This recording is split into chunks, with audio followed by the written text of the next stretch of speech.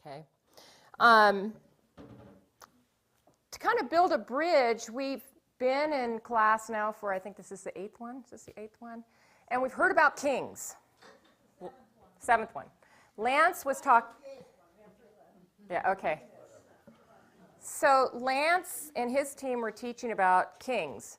And one of the things I remember Lance saying is, if you want a king, they're going to take. They're going to take from you, take from you, take from you, take from you, take from you, and take again. And this is definitely the case not only with the Jewish kings, but this is the case here. And I'll support that a little more, but that kind of is still happening when you have a king.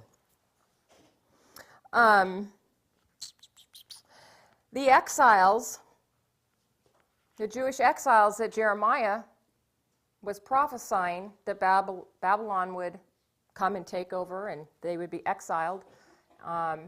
These are the exiles, the Jewish people in Persia are the exiles that fulfill that prophecy.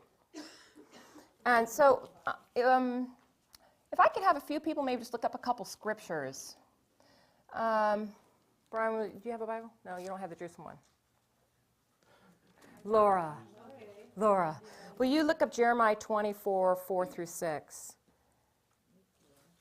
And who's got the Jerusalem Bible? Who said that? Tim, you got it? Will you look up Jeremiah 29, 4 through 16? And then I need someone to look up Acts 17, 26 through 28. This is just to tie in a little bit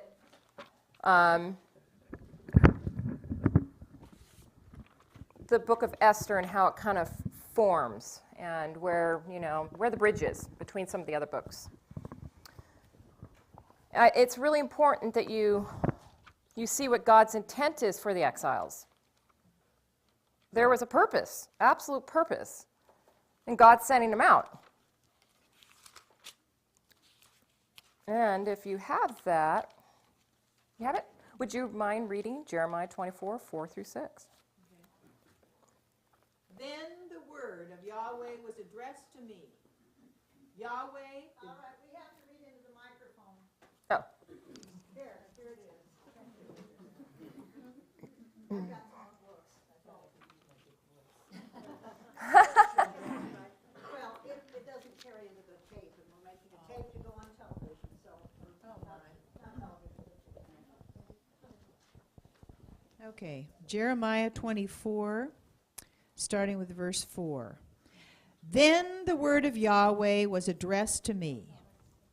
Yahweh, the God of Israel, says this: as these figs are good, so I mean to concern myself with the welfare of the exiles of Judah, whom I have sent from this place to the land of the Chaldeans.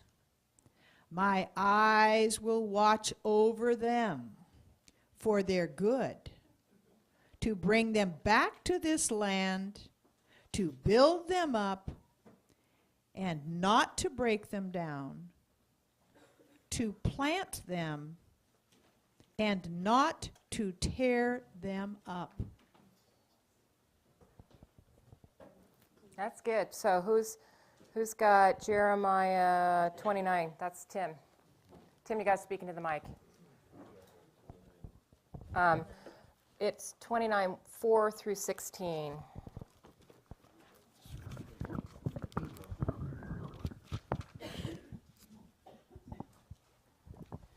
Yahweh Sabaoth, the God of Israel, says this to all the exiles deported from Jerusalem to Babylon: build houses, settle down, plant gardens, and eat what they produce. Take wives and have sons and daughters. Choose wives for your sons. Find husbands for your daughters, so that these can bear sons and daughters in their turn. You must increase there and not decrease. Work for the good of the country to which I have exiled you. Pray to Yahweh on its behalf, since on its welfare yours depends. For Yahweh says this: Only when the 70 years granted to Babylon are over will I visit you and fulfill my promise in your favor by bringing you back to this place. I know the plans I have in mind for you. It is Yahweh who speaks. Plans for peace, not disaster, reserving a future full of hope for you. Then when you call to me and come to plead with me, I will listen to you. When you seek me, you shall find me. When you seek me with all your heart, I will let you find me. It is Yahweh who speaks. I will restore your fortunes and gather you from all the nations and all the places where I have dispersed you. It is Yahweh who speaks. I will bring you back to the place from which I exiled you. Thank you. And then we have, so I wanted to make a couple comments. This is going full circle. God's not only going to be with his people, he's going to deliver his people, and it's not even just about his people, it's about the people that he's sending them to. He's actually got an evangelistic project going on here. He means to influence these countries and these nations because he's got a bigger plan, and we see it even at Pentecost. All the countries that come back at Pentecost, where they all, the influence, okay? So Acts 17, 26 through 28. Who's got that?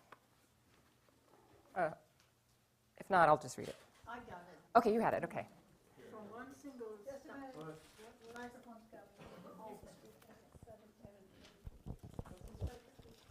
Acts 17, 20, verses 26 through 28. From one single stock, he not only created the whole human race so that they could occupy the entire earth, but he decreed how long each nation should flourish and what the boundaries of its territory should be. And he did this so that all nations might seek deity and by feeling their way toward him, succeed in finding him. Yet in fact, he is not far from any of us, since it is in him that we live and move and exist, as indeed some of your own writers have said. That's good. What's God's purpose? It's the whole world. It's bigger than saving the Jews. It's much bigger. He sent them to go influence them. This gets exciting. That's our job today, too. We're gonna go represent the kingdom to others who don't know. But it's going to require what Leviticus, the book of Leviticus taught us. Was anybody here? What was the main theme in Leviticus? That Betty and Jefferson taught. Main theme. Holiness? Sacrifice.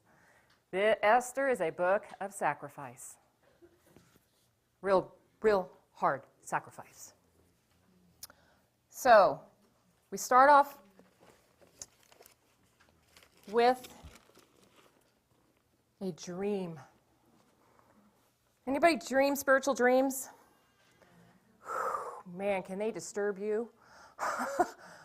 I've had a couple, and you can wander around for 2 days, just in a daze, trying to figure out, what are you saying to me, God? And Mordecai has a dream. And this dream, there's cries, thunders, earthquakes, disorder over the whole earth. Again, God's talking about the whole earth here. 2 great dragons come forward. There's oppression and great disturbance. And he's at the end, he's pondering, what is this all about? I love the way God sets it up. He knows the beginning from the end, the predestination and the chosen ones and what they're going to do.